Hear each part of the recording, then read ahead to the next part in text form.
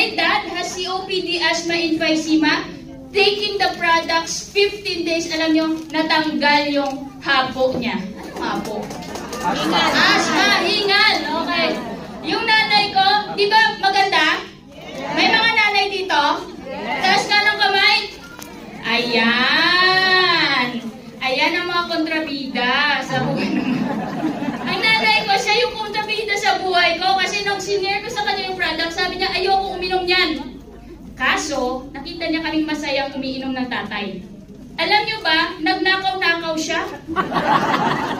14 days of taking the products, nawala ang cervical spondylosis pain niya. Grabe, no?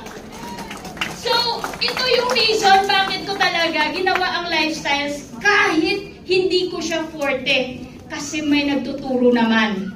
And so I decided to do this business.